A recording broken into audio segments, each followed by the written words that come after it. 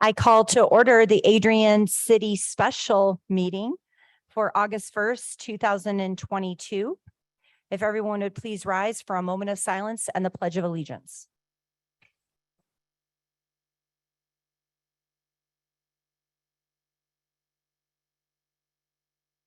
I pledge allegiance to the flag of the United States of America and to the republic for which it stands, one nation, under God, indivisible, with liberty and justice for all. Roll call, please. Mayor Heath, Present. Commissioner Halt, Present. Commissioner Roberts, Present. Commissioner Miller, Present. Commissioner Strayer, Present. Mr. Castleberry is absent, Commissioner Goff. Present. May I get a motion to excuse Commissioner Castleberry? So move. Support. I have a motion from Commissioner Halt with a second from Commissioner Strayer. Roll call, please. Commissioner Halt, Yes. Commissioner Roberts, Yes. Commissioner Miller, Yes. Commissioner Strayer, Yes. Commissioner Goff, Yes. Mayor Heath. Yes. Motion to excuse Commissioner Castleberry is approved by an all yes vote. Madam Mayor, I'd like to make a motion that we move into closed session for the discussion of a labor contract. I have a motion from Commissioner Gauss. Is there a second to go into closed session? Second. I have a motion from Commissioner Gauss with a second from Commissioner Miller. Roll call, please. Commissioner Roberts, Yes. Commissioner Miller, Yes. Commissioner Strayer, Yes. Commissioner Gauss, Yes. Mayor Heath, Yes. Mr. Halt. Yes. Motion going to closed session is approved by an all yes vote. We will come back out here to come out of closed session and adjourn the meeting before going to our work study session.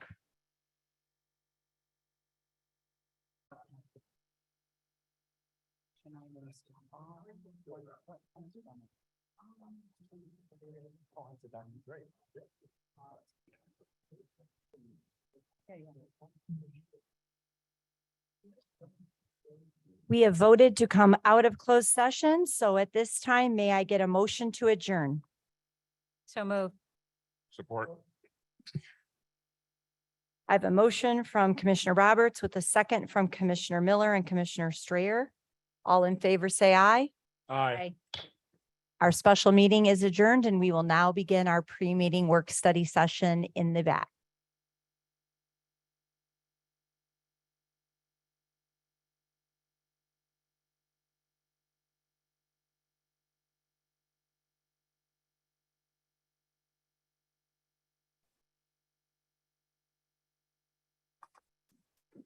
Help yourself. Sir. No.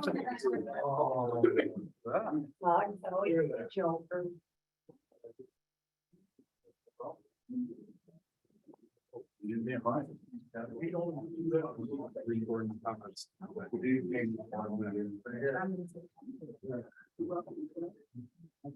did.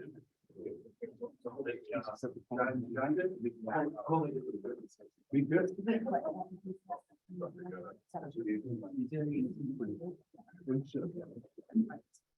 Oh, this water. I know. Thanks, John. All right, Commissioner Gauss. Thank you. I have a couple. Won't run out of here right after the meeting. I got a couple. If that's okay. That's absolutely. I can't begin to hear you now. Oh, when she's recording the next crowd.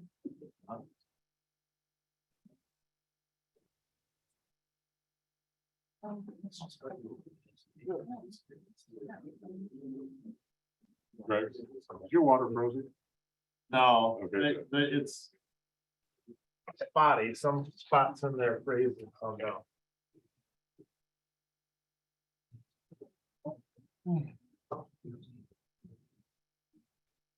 No, I think he's reading exactly what it is.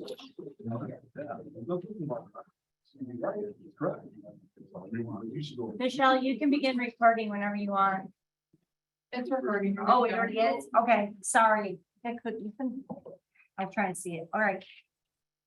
We will begin our pre-meeting work study session for August 1st, 2022. Roll call, please. Mayor Heath, Present. Commissioner Halt, Present. Commissioner Roberts, Present. Mr. Miller, Present. Mr. Strayer, Present. Commissioner Castleberry, absent. Commissioner Gauss. Present. All commission members present with the exception of Commissioner Castleberry. At this time, I will turn it over to our city administrator, Greg Elliott. Thank you, Mayor.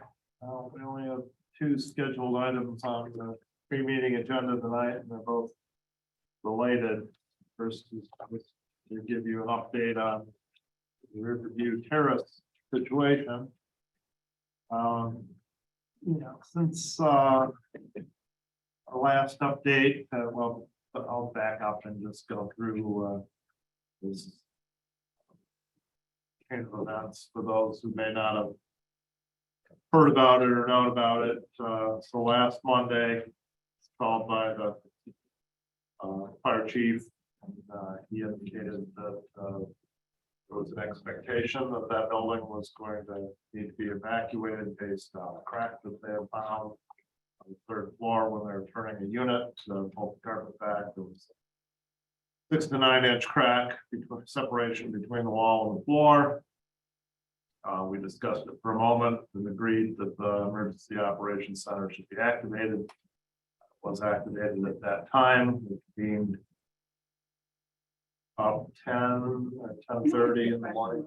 When you say 6 to 9 inch, you mean 6 to 9 inches wide or along the wall? And I would say it's more like, from the pictures I've seen, I would say it's more like 5 inches, but I believe And that's. and how far along the wall would this crack? Like the whole I've length of the not- apartment? Well, Or based on what, 1 foot? based on the evidence below, it extended all the way across. Okay. And, I did not see it in person, I was not there, but pictures I've seen only show a small area.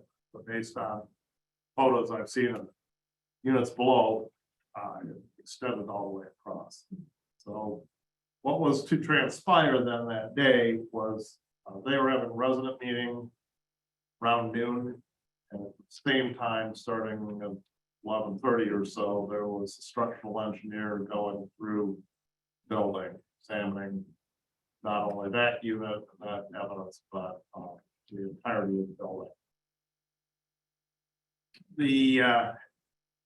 As the engineer went through the building, well, we began moving the residents to the Piotr Center or allowing them to go wherever they wanted to go if they were able to make their own arrangements, and many of them have cars, and it is an independent living facility. But those who did not have anywhere else to go, we transported them to the Piotr Center while we awaited the results of the engineer's investigation. About mid-afternoon, we got on a Zoom call with the engineer and his team. He indicated that the building should not be occupied. The cracks were extensive throughout the building on all 4 sides and multiple floors. So at that point, then we began to find those who didn't have other accommodation shelter. The owner of the building stepped up. He charged on his own personal credit card multiple hotel rooms around town and also in Tennessee and Dundee.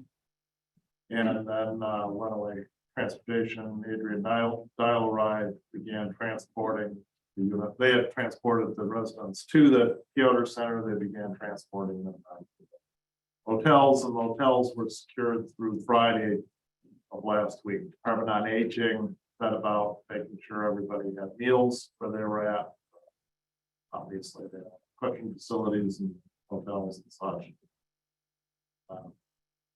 We worked throughout the week to try to figure out what was next, knowing that there were limitations on the rooms that we could get in Adrian because race week coming up this week. There were existing reservations here. At some point during our meetings in the EOC, somebody pointed out that the Splash Universe Hotel in Dundee had recently been reopened, but had virtually no occupancy because it just reopened. Turned out it wasn't quite ready to open, didn't have a CO yet, but we didn't know that, and they didn't tell us that. So we booked, ended up booking over 80 rooms there. Again, the management company did this, the city that we coordinated with them. Through discussions with Mishta, they were able to free up the reserve for replacement fund from the project, the Riverview Terrace of the Mishta project. So it has acquired reserve for renovations fund that is subject to a regulatory agreement with Mishta, normally would not be available for any other uses other than project-based uses, but they allowed those funds to be used for the accommodations. And so with that being available, the management company booked those 80 rooms for 2 weeks. It's costing the reserve fund about $8,000 a day for the hotel rooms. And then we set about last Friday morning, transporting everybody from their various locations to the location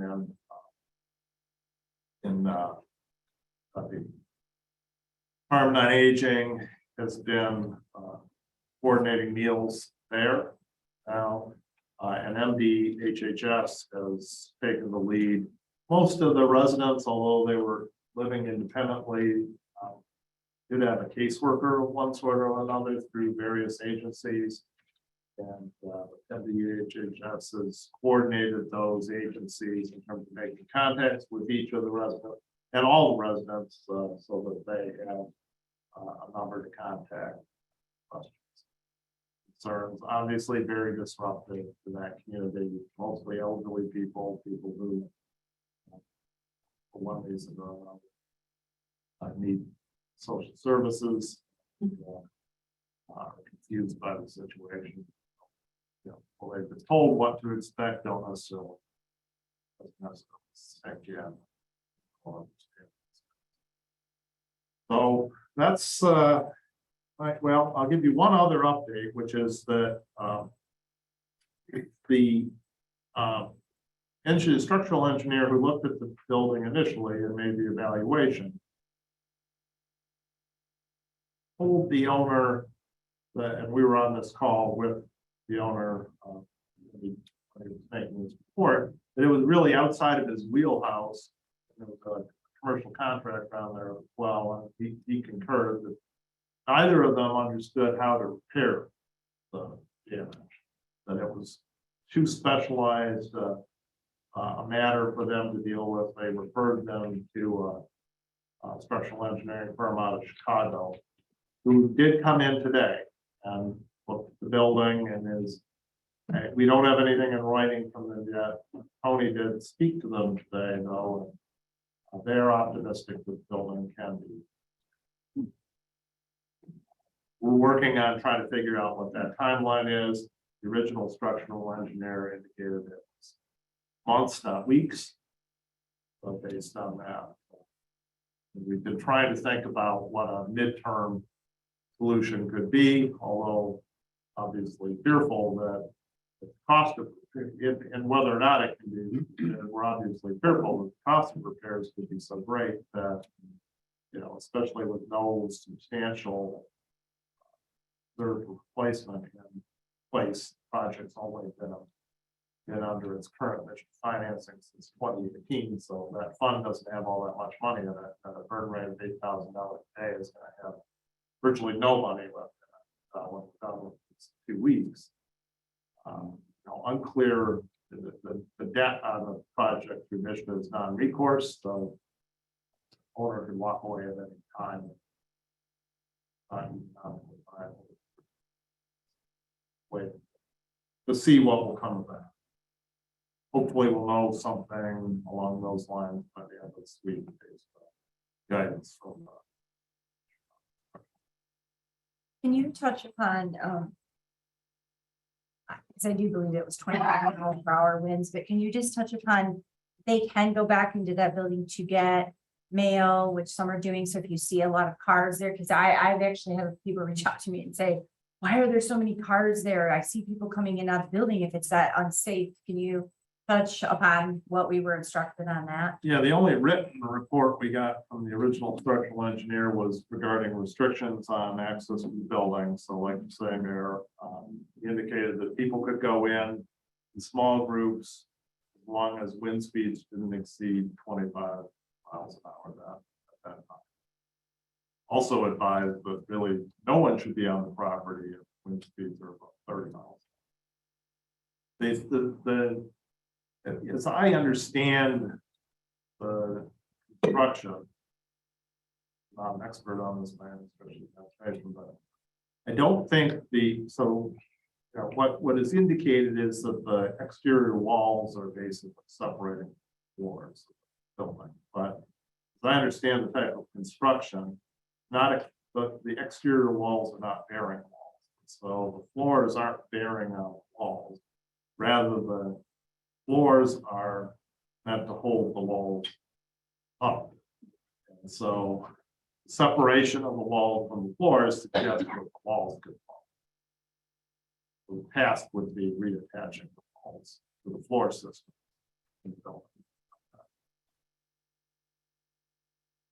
Can you also touch upon, just because I was there, there's been concern, a couple of people have reached out as well about,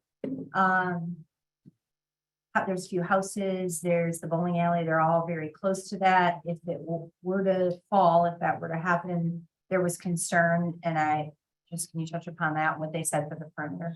Yeah, the perimeter is based on the height of the building, which is 106 feet, so. Again, the engineer indicated that the area where there could be some risk would be 106 feet around the perimeter of the building. There are no houses within that perimeter. College Ave is within that perimeter, so we closed College Ave adjacent building. Bowling alley is farther away. Also, What about the trail? trail is also okay. It's outside of it. Plus, you get the river. So what if any liability to the Adrian, any a part of it? None, I mean, these are just our residents, and so we respond to an emergency situation. We don't know that. We don't have that. They're not. It's obviously not a city project or A city project, we don't city inspect it. operate. Yeah, we don't even inspect it. It's inspected on an annual basis. One interesting thing from the photos I saw, as I said, this discovered when they pulled the carpet up in the unit to change the unit. And adjacent to the crack is the crack strip for the carpet. So clearly whoever put the carpet down last time moved the crack strip out around the crack. The crack was there, for some period of time. And in fact, we found in the boiler room, I believe it was, crack gauges that somebody had put in at one point to measure crack to see if the crack's there, to see if they expanded. They had expanded, but it was a matter of millimeters. 6 millimeters, they said. No. Whatever period of time. This is the newer management company for the properties. They were not involved. Somebody that has known this for a while.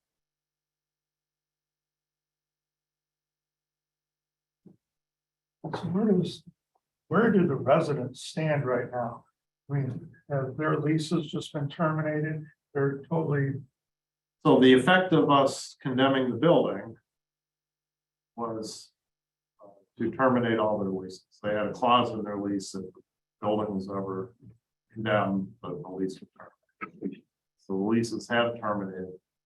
Management has told them that, notwithstanding that fact, they can come back whenever the building is deemed fit again, but they And they can either take their stuff, or they want to store it there, they can store it there. You know, we've been very accommodating. at the college. You know, we advised at the press conference that they could go ahead, and, you know, that they probably should go in and try to get on other waiting lists if there are facilities that they would be interested in. That won't prejudice their opportunity to come back when the building is being. If I know their rents there are very low, and so I guess I was concerned that they would have first rights to come back if when the building was deemed safe. I mean, there's no legal reason why that's so, but that is the position of the owner. In the meantime, they're all gonna get their security deposits back and obviously rent.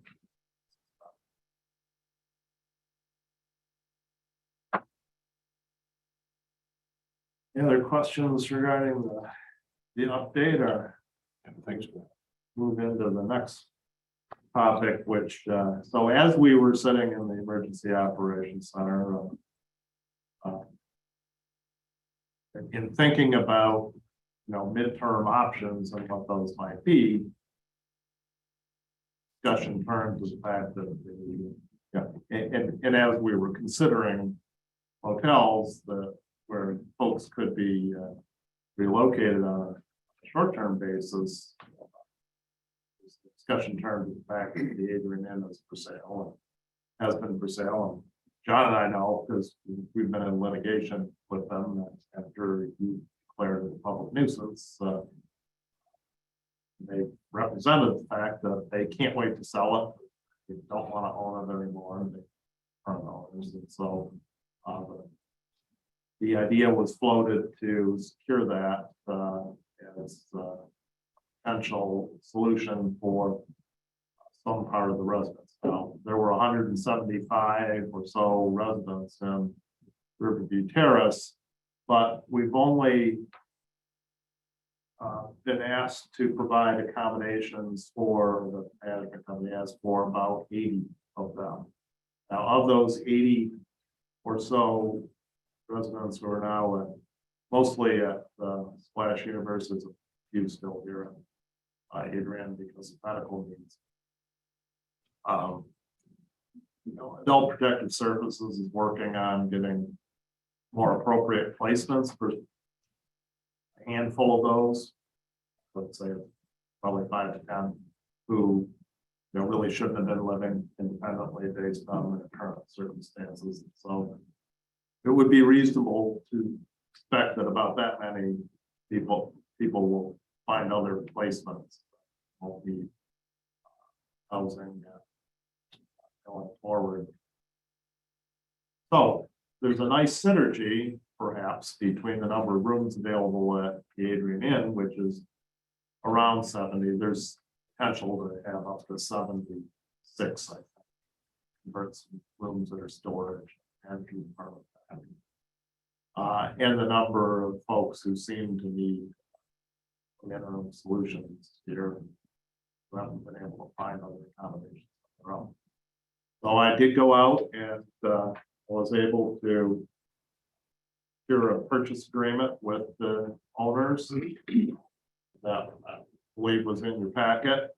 It is subject to your confirmation. If the city commission ratifies that tonight, then it remains in effect. It will expire. But it's to be ratified by tomorrow. That is continue. And if you do ratify it, then we have 2 weeks of due diligence. Most of the due diligence materials have already been assembled because they did have another buyer interested who ended up backing out for whatever reason a month or so ago. And so I have the title commitment already. I have an environmental report already. Appraisal, the appraisal kind of came in as this appraisal came in at 875. Well, it might have been 875 for the land, and 975 on the personal property. So, you know, that was a fairly recent appraisal, so it appears to be worth, you know, what we've offered for it. I did have an interesting conversation today with an apartment operator who operates national brand motels, who would be interested in buying it from us at the price that we're paying, and would commit to allowing the residents to stay there as long as they needed to stay there, after which time they indicated they would close it and rehab it, put blank back on it. Chain again. If that were something that we were interested in, probably haven't signed it right now. Would provide for those contingencies. That's out there as a potential off ramp, so that we don't have to look out being.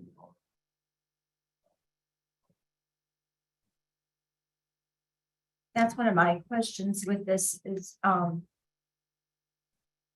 let's say that off-ramp doesn't work. You know, who, since we're the owners, who is going to manage that? Who is going to oversee the day-to-day of that residence? Yeah, well, you know, there are a few ifs, right? We don't know for sure if Mishta is gonna provide them with hotel vouchers. That's going to be necessary if this scenario is going to work. We hope to know that this week. If that is so, then those can go to pay either a management company or with this particular hotel operator, his staff operator. Somebody's gonna do that for free. So that, there's some sort of income coming in. And I've heard the rooms are in good condition. Can you update us on that? Yep, as part of the litigation, we did get an order. The litigation is based on your declaration of public nuisance, based on the criminal activity going on property. Honestly, it was our hope that there might be property condition issues as well that would bolster our position, and so we got an order from the court allowing us to go in as part of our discovery and do a comprehensive inspection of the units. Glenn and Tony went through pursuant to that order and reported back that we're in decent shape. Actually, in that context, it's not the answer we wanted to hear, but in this context, it's pretty good news.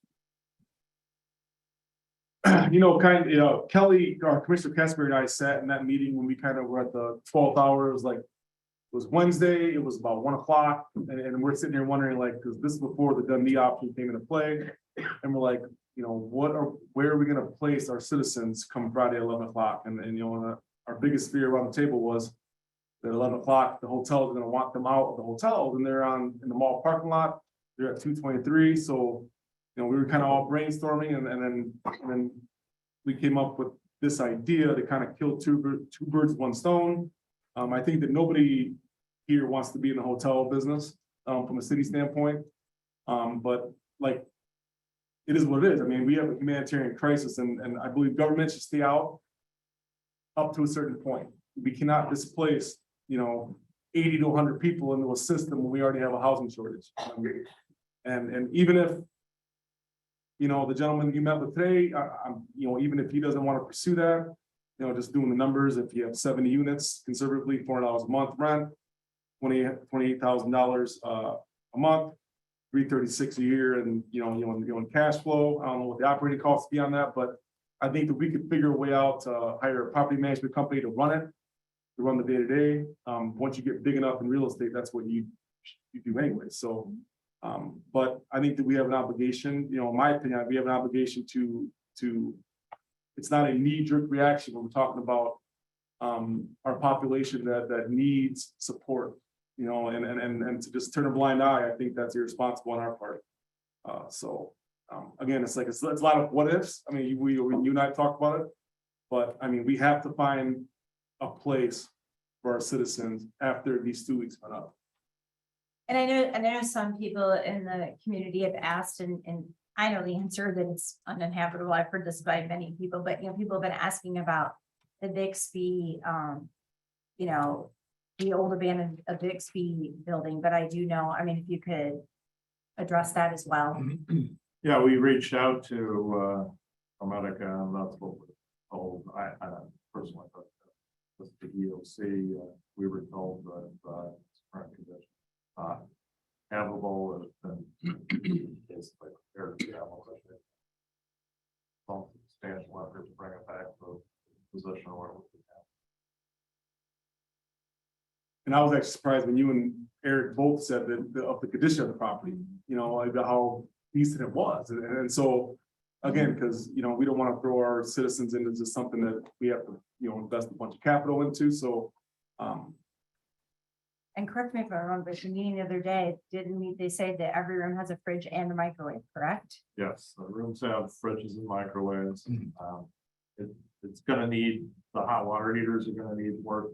I understand there's 2 of them. Well, we'll have to address that. There is a kitchen. It lacks a pet food. I understand it. Otherwise, there's a kitchen that could serve as a common. The old banquet conference area, roof leaks on that.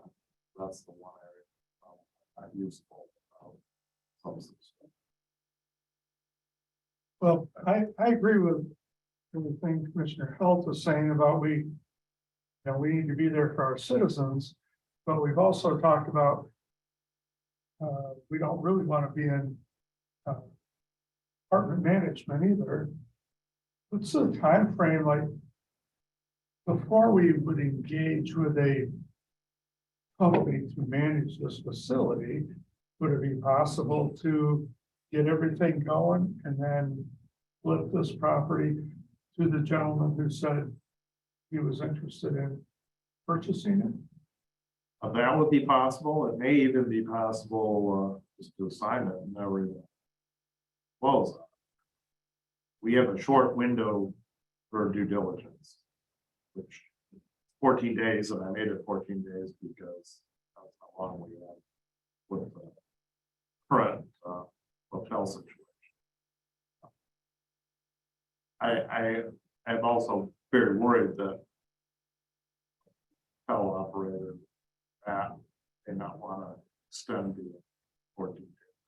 These are folks who came with dogs, cats, birds, gerbils, all kinds of things that, they normally wouldn't allow in the hotel, and to the great credit, they waived their policy against those. It's taken a toll on. So, to answer your question, I think either we could get it up and operating and then turn it over, or turn it over to a management company, or turn it over to an organization, or we might not even ever have to close on it. We could move quickly enough, there's ifs there, but if we could move quickly enough, we could eventually sign it. Close on. So we would never actually own. Under that scenario, which is the most optimistic scenario. Oh, it seems like there's a lot of different parts and pieces. I think one of the key terms is right now we're functioning at a short term. An immediate need, and we're trying to fit all these different pieces in the puzzle. But we have to remember it's short term for us. We need an immediate answer, but it's also short term. It's not like we're going to be in the hotel business forever. It's about solving the immediate problem, I think. There's still pieces that are not in place. So I think In the beauty of it is we're actually solving 2 problems. We're in litigation for a reason, because this property is solving that problem. At the same time, we're solving the need for transitional housing for folks. You think that the numbers will dwindle as we start to, will they find their way back to some families? Will you see the numbers diminish, you think, or we? Yeah, I think some folks will get placements. You know, it's not a desirable way to live in a hotel room. I just, those who have, you know, those who truly were independent are gonna find better solutions if they can. But, others will, you know, they will get placements. Folks are working on, we had a meeting this morning on the housing needs, and the agencies are working on finding placements for these folks. Just in this county, there's not much to be had.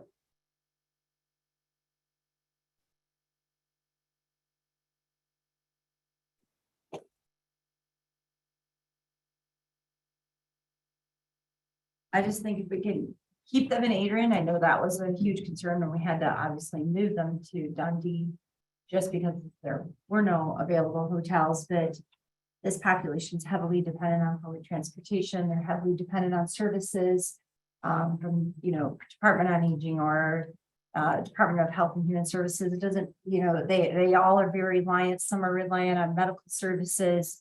I just think it's great that we can offer them a solution where they're still in the city of Adrian and they're able to access all of those services easily that they are used to having. And a lot of them didn't want to be far from family, so they may not live with family or may not optimal, or there's no way they can live with family, but they still rely on family, maybe for rides or whatever it may be, and they need that family support nearby.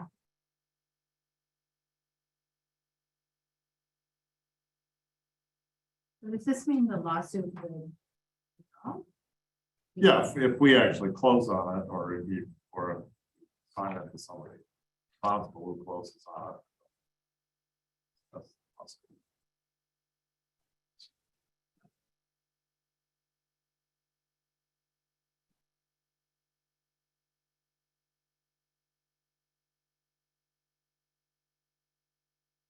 So you do have the, That we're taking, but we don't have other options.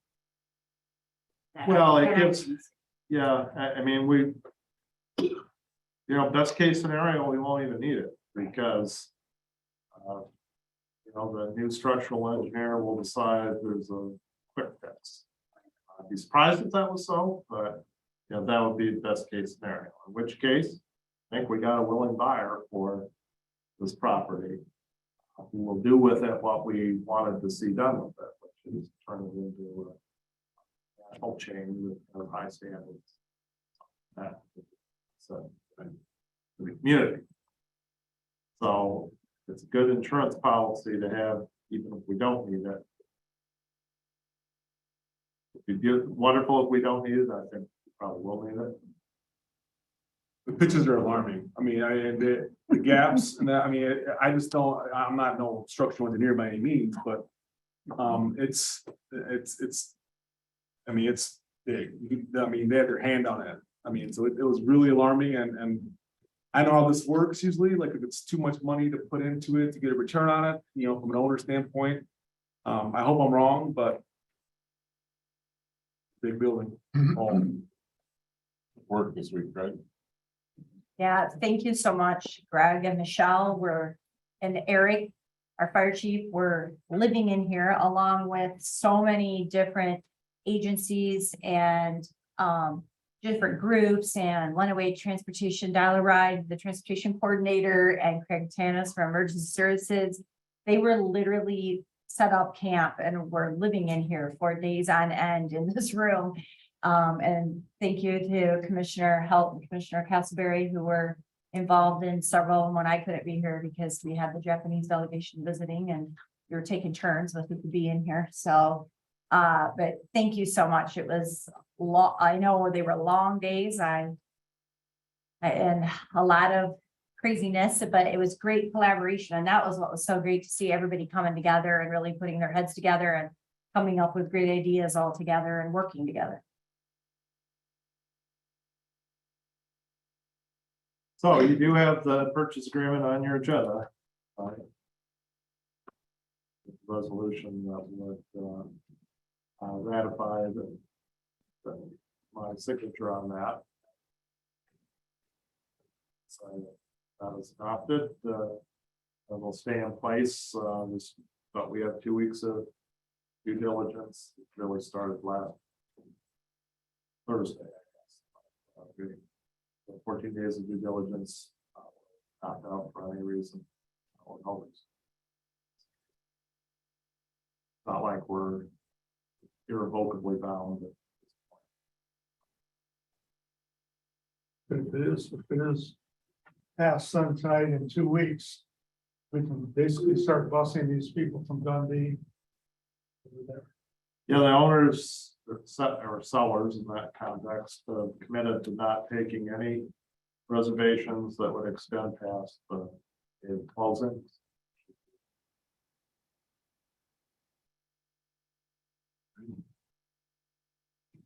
If we, is there any need for state assistance? I saw at the meeting at the press conference on Friday, Representative Thorne and Holly were there. Are they a part of any of the assistance discussion in any of this? Well, as I say, Michigan Department of Health and Human Services is taking a lead on resident contact services. Which has also been helpful bring up the replacement funds to allow for payment of temporary housing. So they are involved. You know, I noted legislators offer to step up if we aren't getting the response we need from the state. So far, the response. Good. State, so far, we've gotten what we need.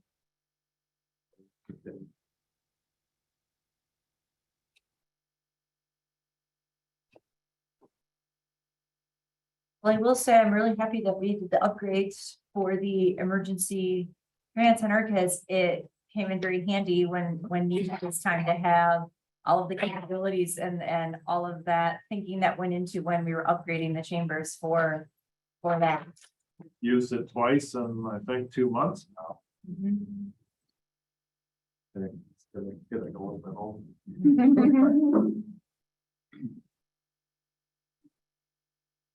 Any other questions or discussion regarding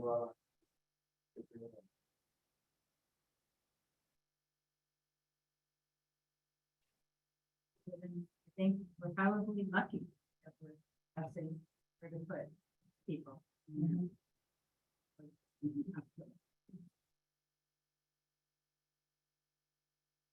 Okay, well, Mayor, that's all we had prepared for the regular. Do the commissioners have anything else before we open it up for public comment? I've got a question, or I guess an issue. It's a city hall today, having conversations, and I've been getting some I told you so feedback about trash totes being left out in the streets and in front of houses for extended periods of time after the trash pickup. And I said I would look into it. It appears as though the current ordinance that we have in terms of when the trash totes can actually be out on the street or in front of the homes is from 6 p.m. on Monday nights for a Tuesday pickup.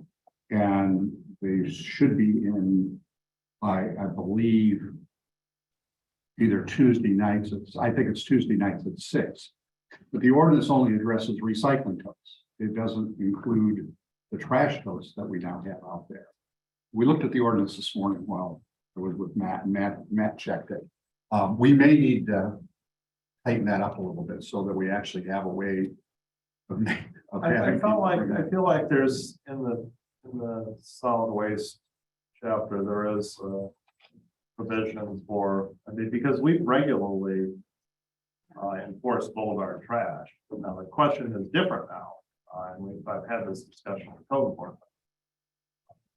Yeah, because our solution for boulevard trash in the past was to call Stevens, have them pick it up. on the property. Right. Now that it's not necessarily trash, but a tote that's sitting out there, question becomes, what do we do about that? And there have been solutions for this in the past, before my time, probably this come up in other contexts. They would put a sticker on the bin to indicate that it wasn't supposed to be out there, a warning sticker. And Glenn and I talked about the idea that, well, now maybe you could put a sticker on there that would go over, the concern I have is that people are, as was threat when we were having discussions, would leave them out there and just put their trash out there. Sure. That is happening. Yeah, and so the idea we talked about was putting a warning sticker on them that, would go over the opening so you couldn't open it again without taking it off. We're not there yet, being ready to do that because Matt is still in the process of picking up totes that people don't want, either because they have a disability or are aged and don't, and are opting out of the trash tote, or because they don't want recycled totes. So we're still going around and making a lot right now. Some of what you see out at the curb, the totes that have been put out there to be picked back up. But once that period is over, then we are going to solution. Okay. Forcing those. I think today is a month since we've done it. Right. It's August 1st today, so I mean, it's like, it's habit, people are not used to it yet. I think as we go on in a couple of weeks, I think people will start, but I have seen some out. But I think that as we go on in the next couple of weeks, I think people are hopefully understanding how to grab them to the curb. I'm glad you brought this up. I have two neighbors in my neighborhood. 6 totes in one house and 4 totes in the other. They were delivered there. They have never moved other than when they dumped them. They have been there for the entire month. Never moved. And exactly what you were saying, they're leaving them there, they're taking their trash out of the house, putting them in, leaving the totes right there at the curb. So, I mean, we're gonna have to deal with it, and I agree, it's only been a month. People need to learn what the process is, but I think we will still have people who don't do what they need to do, so we need to have a process for dealing. I was wondering though if we had picked them all up, so I'm glad you answered that, because I did wonder if some of those were ones waiting to be picked A up. lot, the one we picked up, though, how many recycling totes that Matt picked up? Yeah, last I knew it was like 300 recycling and 100 trash. It's probably more than How many? 5,000. So, That's low. So do we store those or does Stevens take them back? hanging on to them. I don't usually I don't post on social media. I am on Facebook, but I sent Lad something. And I kind of diffused a couple situations that people were, they were mad because we got the totes first, and then I calmed them down, they were good, and then they got the bill, they were mad about that. And I explained to them what they got out of it, out of the price, and so I think I think Adrian's one of the last cities that had bags. I mean, I told people to get out of the city for a little bit and see what other cities are doing, it's like, we're not reinventing the wheel here. There was a comment on social media, and you and I talked about it. When we were just rolling this out, we were explaining the totes, and this person referred to Adrian as Trash City. And I think that this way I took it, this person read this as, we would always leave the totes out on the curb. And maybe there are others that thought that. And I've noticed too, in my neighborhood, like, this is a recycle week. But last week, people were putting both their trash and the recycle out. And I just don't know what you do to communicate to people. I mean, I think that we've done just about everything. There's been articles in the paper, on radio, and Facebook. I think we had something in the water bill. I just don't know how else you get the word out. I literally had a text before the special meeting, somebody asked me, is it recycled? She just moved in on Scott Street, and she asked me if this is the week for recycling, so. I look at my neighbor, I like your daughter and Jake, I go, oh, there's all, cause I'll forget sometime, you know? You know, look at our neighbor. you They're see- pretty good with their trash.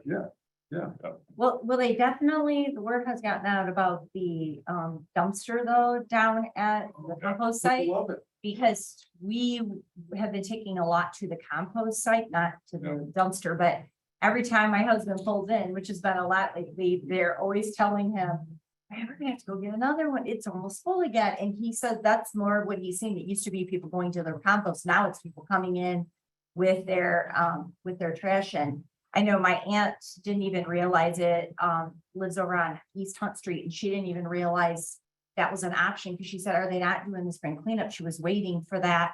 Reached out to me and I said, no, but you can take it. It's really close to you. And I told her where, and she was like, well, great, that's all I need. I can get that in my Jeep and go. So that is, you know, I just think some didn't know, but I think that word is getting out now, at least on that. And I've heard a lot of positive feedback on that people are really excited that there's that option. And they understand the cost of the every other year, you know, with coming to get the bulk. But they love that they can take the bulk out there as long as they have a vehicle to get it out there. And they said it's filling up all the time. I know that. And my neighbor came back one Saturday and said there was a lineup just for that dumpster. Well, look what the county gets for their tire and their, you know, electronic stuff. I mean, it's crazy busy. I know, I mean, that's another thing. It's like, you know, that we used to not have that. We can go take stuff out there. And like, when it comes to Doug's comment about, you know, the multiple, the quadplexes and all, and higher that have the tow, it's like, I think landlords, if they cycle out their leases, they need to put that as a clause in their lease that you're responsible for getting your tow out there and getting it back. If I get cited for it as a property owner, then you're gonna have to pay for that, you know, so I think that they cycle out, you know, and renew leases, they're gonna have to put that in there, because I've had to call a couple of mine and tell them, listen, it's like, you know, it'd be Tuesday, I drive around a lot, you know, and you gotta pull that tow back, you know, because I just tell them now that if I get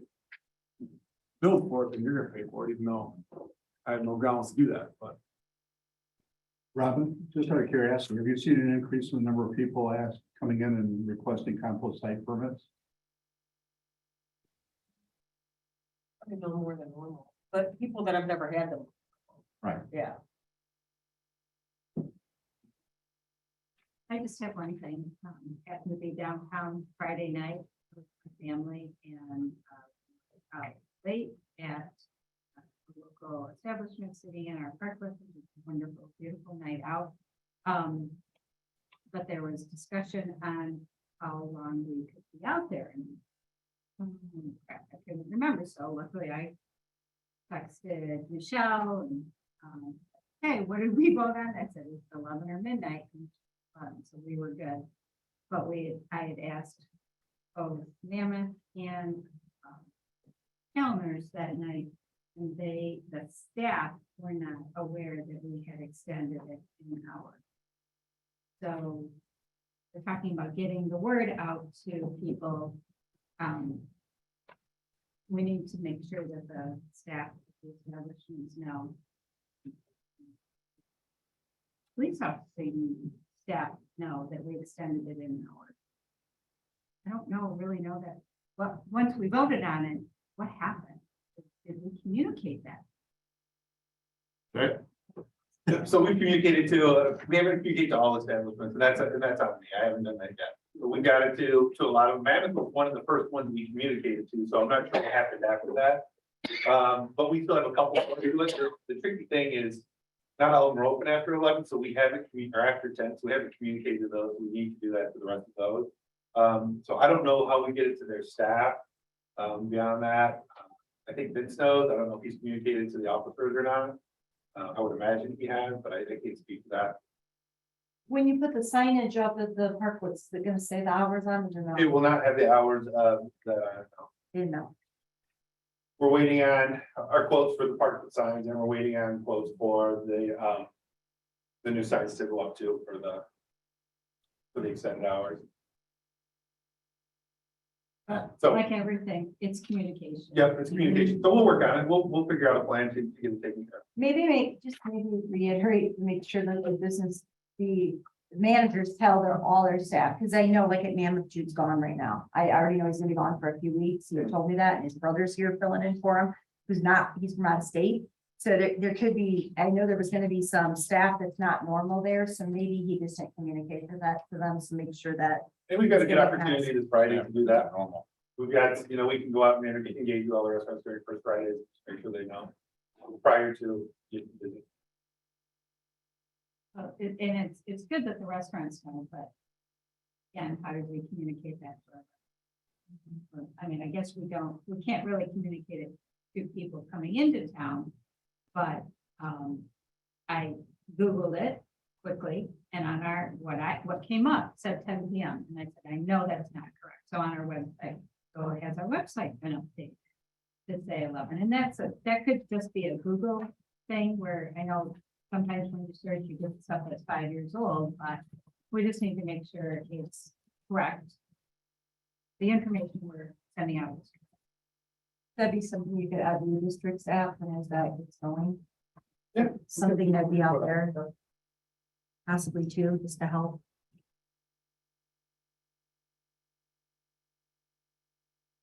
Should I have now? Yeah. I thought. Remember? No. Okay,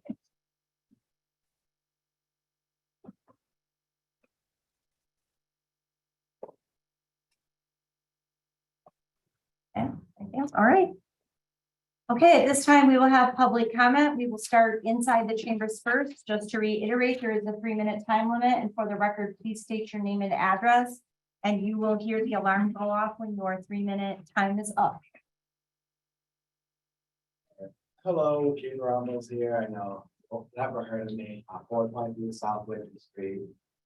Of course, you covered a lot in this meeting about everything that I have heard for days now.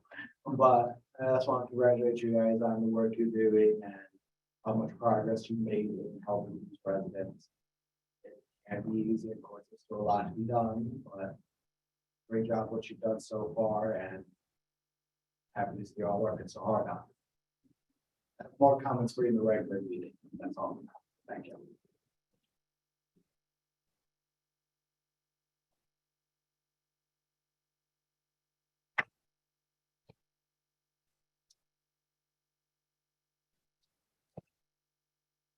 Hearing no more comments inside the chambers, we will now open it up to Zoom participants, and you will hear the 3-minute time limit go off if you do exceed that. And please also, for the record, state your name and address.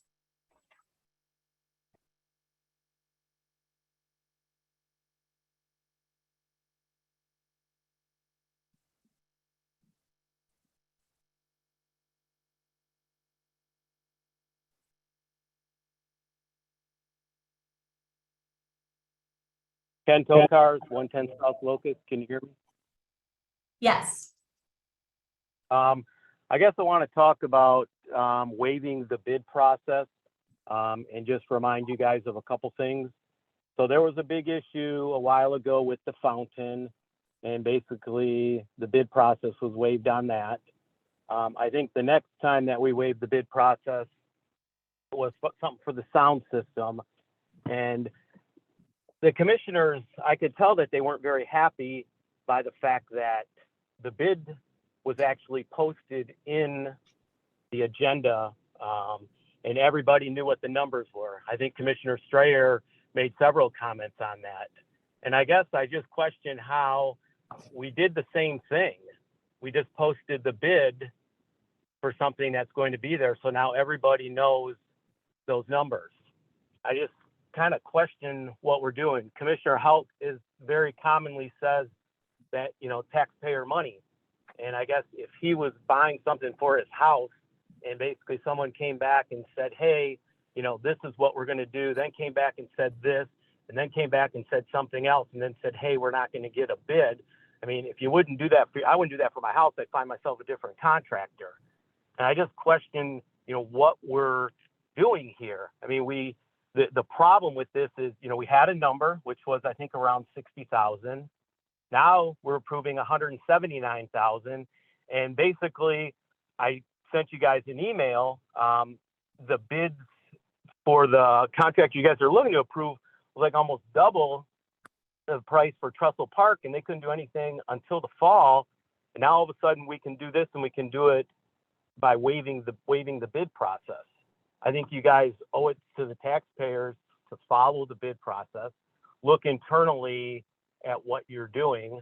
If you picked the Riverside Park, then it went to the West Side Park, and just because it's mismanaged or disorganized doesn't mean that you have to waive the bid process. So I'm asking you guys to require us to go through the bid process on the pickleball courts. Thank you.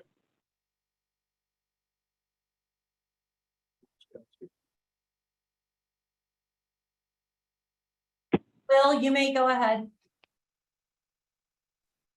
Awesome, thank you. I know that sometimes when I come in for public comment, people wish that I would go take a hike. That is actually what I'm doing right now. So pardon me if there are any delays or technical glitches.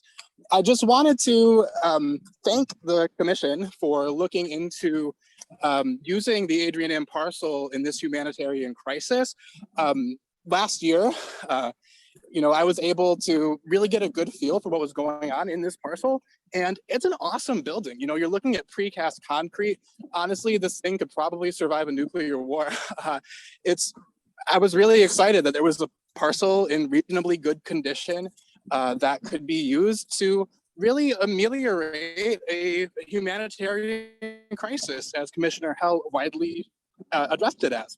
So one thing, I think that when we look as far as what we can do in the future, there are so many options for ways that we could use a parcel like this to be able to address our housing needs. Over the course of the campaign last year, I was able to speak with a really wise gentleman. His name's Paul Williams. He is the former policy analyst for the Chicago, work at the Jane Institute. Currently, is the executive director of the Center for Public. I'm not the best acronym, but really bright guy. And we had a conversation about what could happen with this parcel. So if there is interest in looking at some ways for what we can do in the future, I'd be happy to get the commission connected. I'm really excited about this and just wanted to say thanks.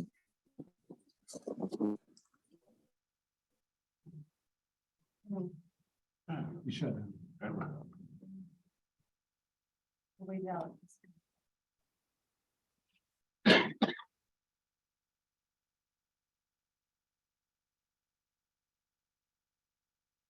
Oh, wait. I think he muted himself. Looks like. Okay. Yeah, it's dropped off. Yeah.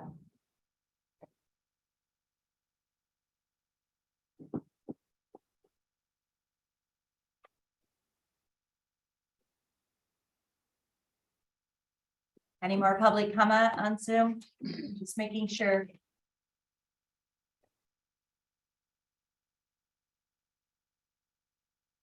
Hearing no more public comment, may I get a motion to adjourn? Or All in favor, say aye. Aye. Meeting is adjourned and our regular meeting will begin at 7 p.m. out in the chambers. Thank you. In progress.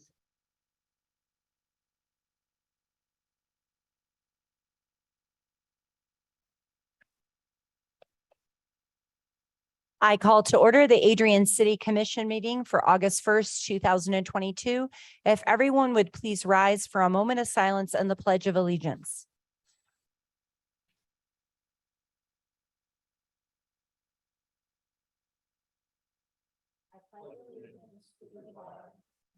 United States of America, to the republic for which it stands.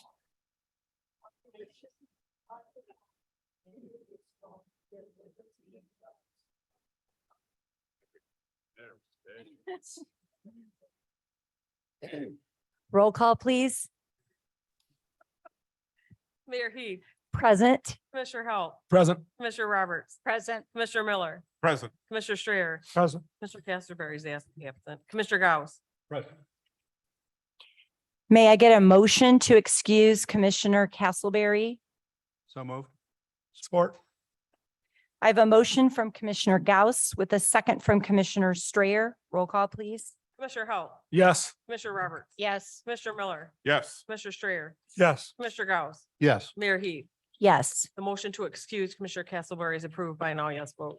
May I get a motion to amend the agenda to delete resolution R 22-058? As staff has indicated, this is not ready for action. So move. Support. I have a motion from Commissioner Halt with a second from Commissioner Roberts. Roll call, please.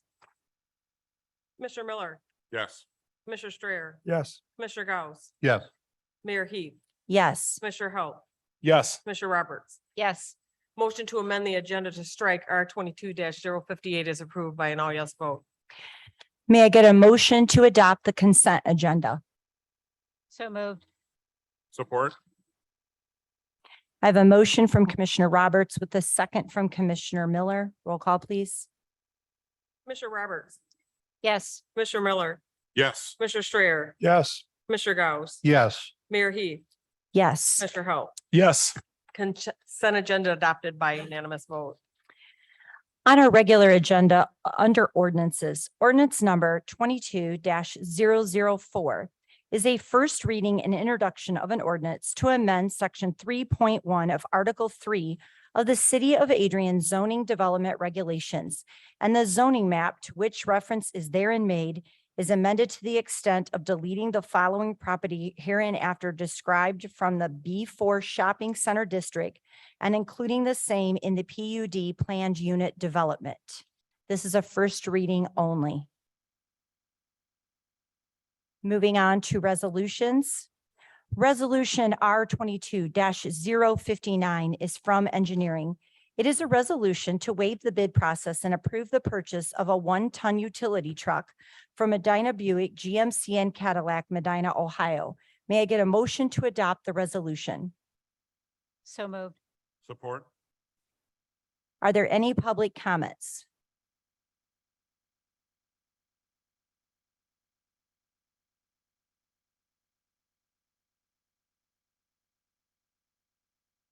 Are there any commissioner comments?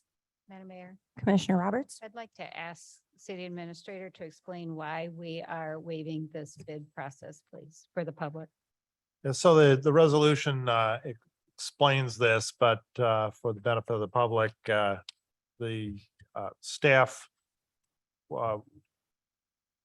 when they inquired about available trucks of this nature, we're getting extremely long lead times and pricing that was about $20,000 over budget.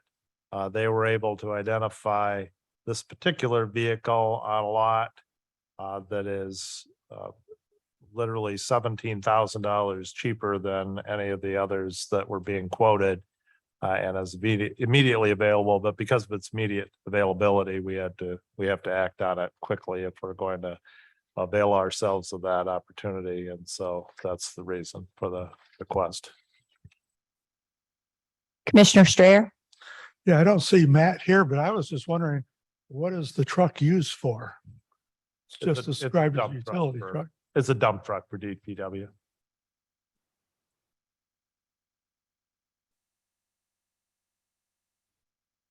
Hearing no more commissioner comments, I have a motion from Commissioner Roberts with a second from Commissioner Miller. Roll call, please. Commissioner Miller, Yes. Commissioner Strayer, Yes. Commissioner Gauss, Yes. Mayor Heath, Yes. Mr. Halt, Yes. Commissioner Roberts. Yes. Resolution adopted by unanimous vote. Resolution R 22-060 is from administration. It is a resolution to extend the local declaration of a state of emergency. May I get a motion to adopt the resolution? Move we adopt the resolution. Support. Are there any public comments?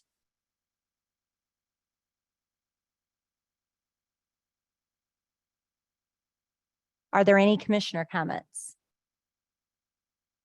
I have a motion from Commissioner Halt with a second from Commissioner Strayer. Roll call, please. Commissioner Strayer, Yes. Commissioner Gauss, Yes. Mayor Heath, Yes. Commissioner Halt, Yes. Commissioner Roberts, Yes. Commissioner Miller. Yes. Resolution adopted by unanimous vote. Resolution R 22-061 is from administration. It is a resolution to approve a purchase agreement for the property at 1575 West Maumee Street, Adrian, Michigan. May I get a motion to adopt the resolution?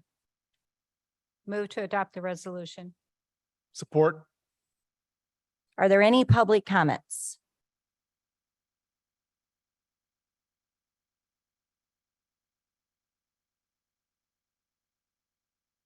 Are there any commissioner comments? I have a motion from Commissioner Roberts with a second from Commissioner Halt. Roll call, please. Commissioner Gauss, Yes. Mayor Heath, Yes. Commissioner Halt, Yes. Commissioner Roberts, Yes. Commissioner Miller, Yes. Commissioner Strayer. Yes. Resolution adopted by unanimous vote. At this time, it is general public comment. We will begin inside the chambers first. Just to reiterate, there's a 3-minute time limit, and for the record, please state your name and address, and you will see your time on the screen.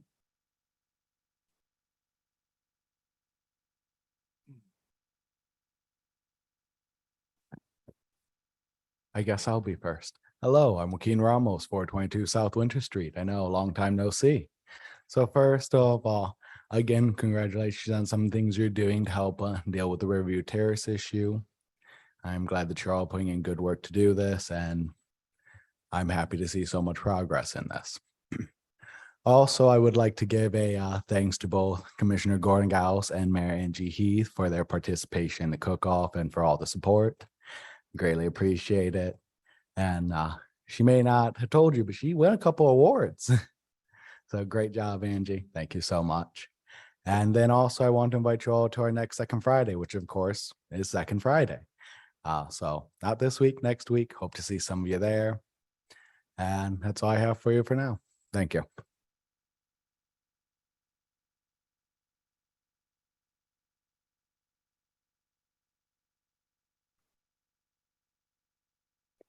At this time, we will open up public comment to the Zoom participants. You will also see the time limit on your screen, and please, for the record, state your name and address as well.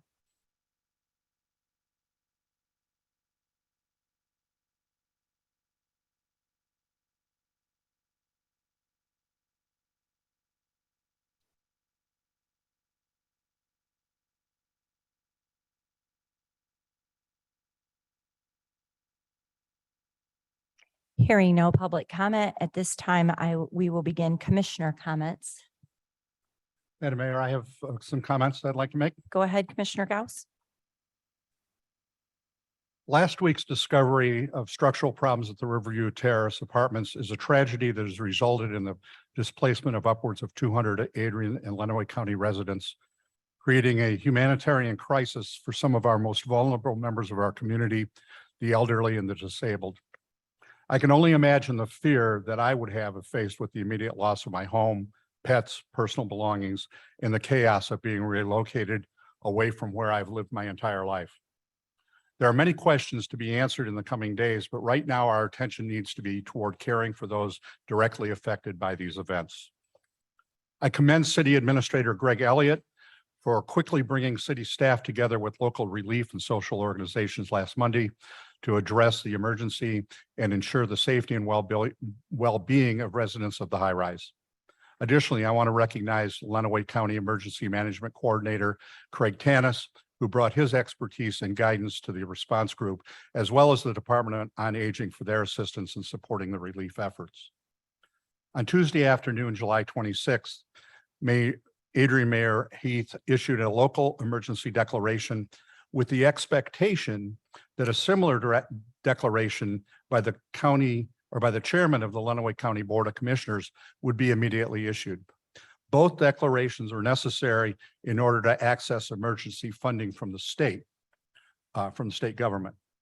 Unfortunately, the county's emergency declaration was not issued until late Friday, July 29th, an unnecessary 3-day delay when a timely response was extremely important. We are left to wonder why the foot dragging occurred. Other unanswered questions include, why has the county administration taken the position that this is only a city problem and not a county issue? Why was Mr. Tanis, who was intimately involved in the whole process last week, why was he ordered not to attend the Friday press conference by County Administrator Kim Murphy? Number three, why two county commissioners representing the city with two county commissioners representing the city of Adrian? Why was Terry Collins in District 6 the one who actively participated in the response planning, while District 5 Commissioner KZ Bolton has shown no interest in being involved in the relief effort? This is a time when our entire community, including the city, county, and state governments, need to be working together, and not time for political differences to get in the way. Thank you. Commissioner Roberts? Yes, I have two things. One, I just want to remind everyone tomorrow is voting day, and thank you, Robin, for all of the work that you do for that. And I'd also like to thank Michelle Dewey, who has not been mentioned, I don't believe, in thanks. I do believe her, along with Mayor Heath and Administrator Elliott, did a workman's load, workperson's load last week between managing the Japanese delegation and the crisis that we had. So I just want to publicly say thank you to especially the three of you for all that you did last week. Commissioner Halt? You know, I'm not going to be as prepared as Commissioner Gauss, but I'm going to kind of shed some light on the situation that happened last week.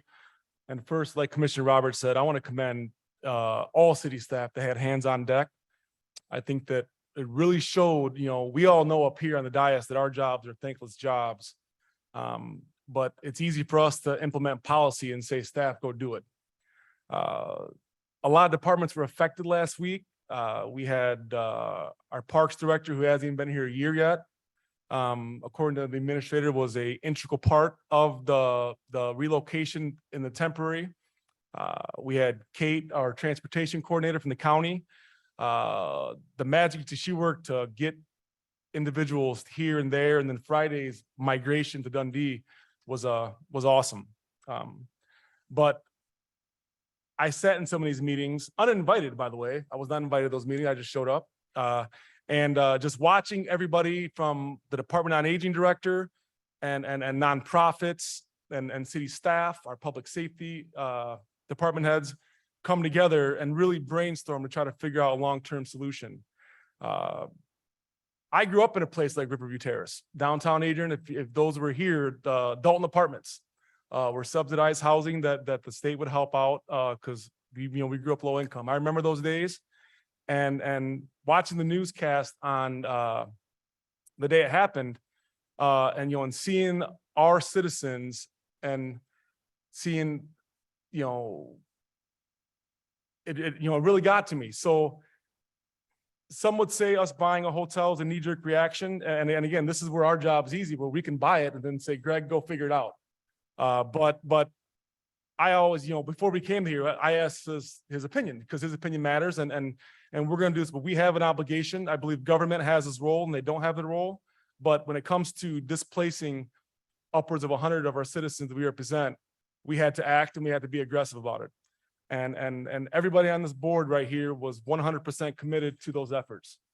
Again, the job's not done yet. There's a lot of unknowns. I think that going forward, I believe that, with the hard work of our city staff and trying to figure out a long-term solution, working with us, I think we can accomplish the goal. I'm concerned about the long-term position of that building by seeing the pictures. But I think that, the city coming in and acting and being aggressive by it shows that no one's gonna be left behind. So more so, I again want to iterate. I want to thank city staff, because again, me sitting in a couple meetings is one thing, but they're on the ground. And when it comes to Michelle typing up a press, helping Greg with his press release at midnight, after she's been in meetings all day. I mean, that's the value. And I am proud to say that our city stepped up in this situation.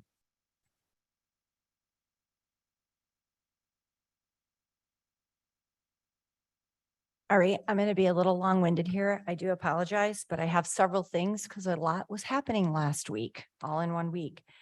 I do want to just reiterate my disappointment, I guess is the right word to use when it comes to the county, that Tuesday, we made a very concerted effort to quickly get this emergency order done. City Administrator Greg Elliott had to meet me as I'm in transition with the Japanese delegation to get me to sign it. And they're trying to keep me in the loop of what was happening.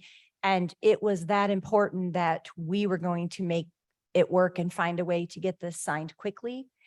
And I just do not understand the delay on the county level. And I'm frankly very disappointed in that delay and why that was not signed, because anybody that is a City of Adrian resident is a Lenawee County resident as well. I also would like to thank as well. I know we've all been mentioning people that were very instrumental in all of this, in this need that we had going on last week with this emergency. But one group that I know that has not been mentioned as well is our DPW workers. They came in Friday with their trucks ready to help everyone move. They were there when they didn't even have to be there. They were there with the best attitude, and I would like to thank them as well. In addition to all the city staff, and there were so many department heads in and out of here during the day, and Tony trying to be on calls as well, our building inspector, just everybody. I saw our Parks and Rec director, Jeremiah Davies. Everybody was in and out of here, and everybody was doing anything they could and giving a lot of extra hours. Especially kudos to Michelle Dewey, Eric Massengel, our fire chief, and our state administrator, Greg Elliott, who were here a lot of hours and just sitting and trying to work on things and trying to work for other things they had to do for the city while sitting in here inside of these emergency meetings. So it was a lot. I know it was a crazy week, but thank you. Thank you to Craig Tanis, who gave a lot of great insight and was just amazing in this situation. Thank you also to Kate Desher, our transportation coordinator through the county, but all of the agencies and the groups that so passionately care or have a hand when it comes to working with these residents. And it was just so great to see all the interaction that was going on and all the collaboration and coming up with ideas and somebody else expounding upon that, and just everybody working together for one common goal, and that is to help the residents of Adrian that are in this very dire situation. So thank you very much. I would also like to thank the community and all the businesses that were so accommodating and so gracious and welcoming to our sister city delegation from Moriyama, Japan, that was here this past week. They literally arrived, and 5 minutes later, we were notified of this emergency happening. So it's made it a little crazy. We tried not to let them know that too much of what was going on so that we could go about showing them everything. But there were businesses that opened on days they're not usually open to accommodate. There were businesses that did things differently to accommodate. So many tours. They saw so many great things in Adrian. And I received a text this morning through them, but they had talked to somebody else that came to us from the city of Moriyama, and they just said they were so impressed by how gracious and how welcoming the city was. They can't believe the progress and the change that have happened in this community. They were commenting on that a lot while they were here. And I'm not just talking about downtown. These are businesses that are almost to the city limits, a few of them that we took them to, and just that progress and bringing in new business. And they were just very impressed. I do want to let you know, they did come to want to extend our sister city agreement. That was part of the purpose of them coming. They wanted that commitment, and they wanted to ask if we wanted to extend that. So we have done that. So we will continue our sister city agreement with Moriyama, Japan. They brought us many gifts to the city commission.